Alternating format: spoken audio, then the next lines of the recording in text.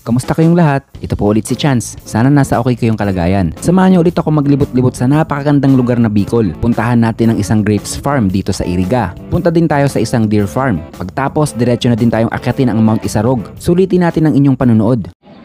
Good morning mga kababayan. Today is election day dito sa Pilipinas. Ito na yung inaantay natin. Ito na yung pagkakataon natin na mailabas natin kung sino yung gusto nating iboto, kung sino yung gusto nating iluklok sa pwesto. And then good luck sa lahat ng tumatakbo, kung di man kayo pala rin na makabilang sa SK Chairman, SK Kagawad, or kahit Chairman sa barangay. Siguro hindi nyo pa panahon, maybe next election, pwede pa yan. So ngayon, today pagtapos natin bumoto, pipilitin natin pumunta pa sa isang farm dito sa may Iriga banda. Grapes farm, meron siyang grapes farm. So pagtapos nun, pilitin pa rin natin makapunta ulit dito sa may deer farm. Actually malapit lang din dito yung banda. So kung may time pa, hanap tayo mapagkakainan. Ayun nga. So good luck ulit sa lahat ng tumatakbo. And then alas 8 pa lang dito, pero kung makikita nyo, sa likod natin. So lahat sila gusto na rin bumoto. So kami, siguro mga isang oras pa bago kami makatapos ng bumoto. So yun lang, antayin nyo yung next video natin. Masyadong mahaba ang pila, kaya nagpasya kaming pumunta muna sa grapes farm para hindi sayang ang oras natin. Binaybay namin ang daan papuntang Iriga. Nandun kasi sa Sagrada Iriga ang grapes farm.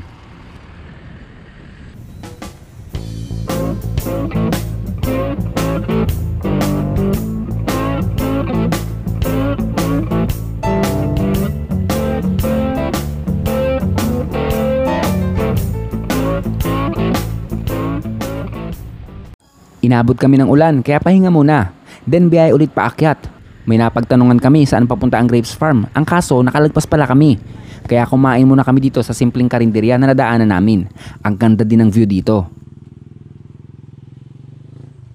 Ito yung mga in-order ko. Pansit, isda na ginataan, kutsinta at coffee. Masarap ang luto ng isda kaya napa-extra rice ako. Sulit din ang nakain ko sa halagang 115 pesos lang.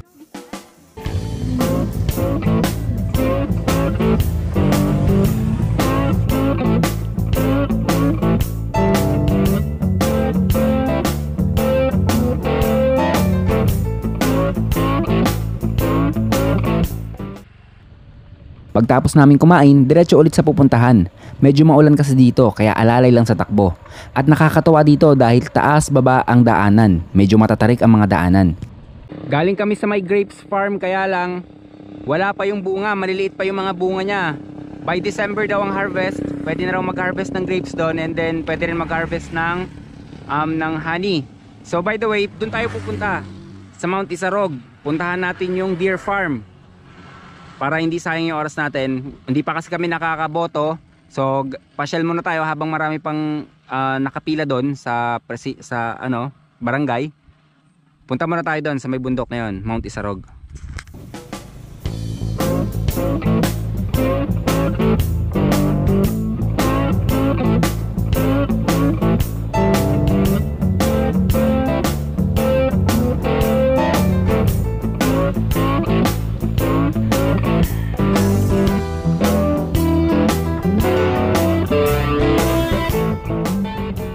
Nakarating na kami sa deer farm.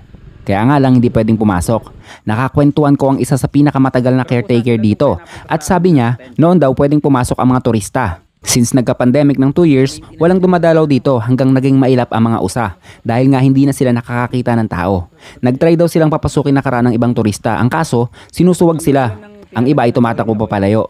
Sinasanay pa din nila hanggang ngayon ang mga usa sa tao. Alam nyo bang ang sungay ng usa ay ginagamit bilang isang mabisang gamot? Ito ay gamot sa na-stroke, na-coma, gamot sa nerve problem, kumbulsyon, problema sa puso, nagpapaganda ng sirkulasyon ng dugo. Gamot din ito sa tumor at marami pa. Ang ibang restaurant sa ibang bansa ay ginagawang pampalasa ang sungay ng usa. Ang sabi pa ng caretaker, napaabot daw nila ito mahigit 1,000 usa. Ang problema, nung may dumating na malakas na bagyo, tumumba ang 40 meters na bakod nila. Kaya ang halos sa kalahati ay nakatakas. Marami ang nakatakas. I'm sure after 10 years, dadami ang usa dito. Sa bundok, mas madali silang dumami pag nasa wild sila. Nature nang magpo-provide ng foods nila. Ang usa pala once a year lang manganak. 9 months, parang tao lang. At once mahawakan ng kanilang anak ng tao or nag-aalaga, hindi na nila ito padidedein. Hanggang sa mamatay na lang ang bagong anak na usa. Well, yun ang nature ng mga usa. Ganda rito, napaka-fresh. Malamig ang hangin. Hello, Mr. Kalabaw. Kumusta ka na, kaibigan? Nagkaganda ng Kalabaw. Basta, hindi sila pagod dito eh. Hindi kagaya ng mga Kalabaw doon sa amin, sa baba. Talagang gamit na gamit. Pagod na pagod sila doon. Nag-aararo, naghihilan ng kareta. May mga dalang kung ano man. Ito pa, ang lalaki. Tapos ang sabi ng caretaker dito, property dito ng government. So yun doon, sa nakikita nyo doon, hindi kasi ako masyadong makalapit. Ano siya, mga baka.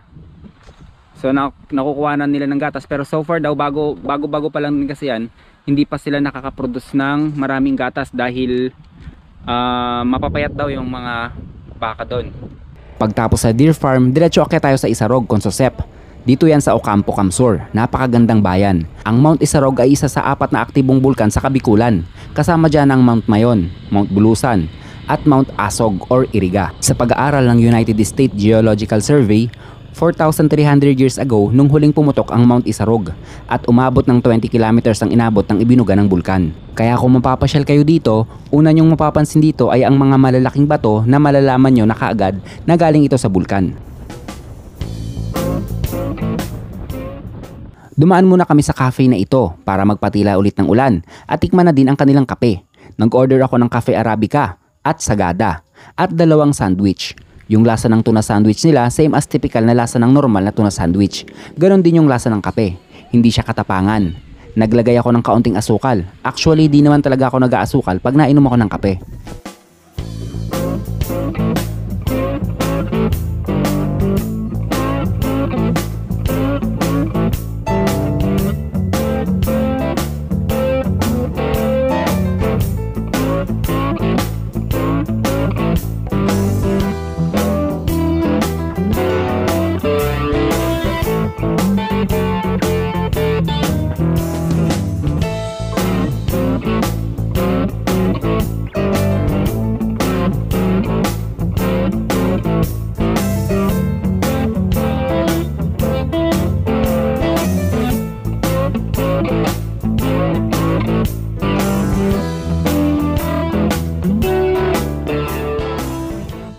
Pagkatapos, dumiretso na kami sa pinakataas, doon sa pinakadulo, hanggang dito na lang yung mga sasakyan na pwedeng umakyat.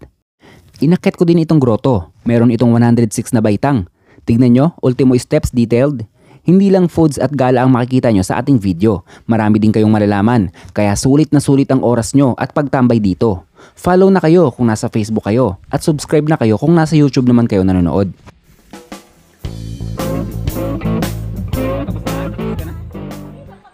Bumalik na kami sa school para bumoto at finally, wala nang masyadong tao, libreng-libre na bumoto. At natapos na kaming bumoto. Salamat pala sa mga sumusuportang tunay sa akin. Salamat sa panonood nyo at hanggang dito na lamang po ulit.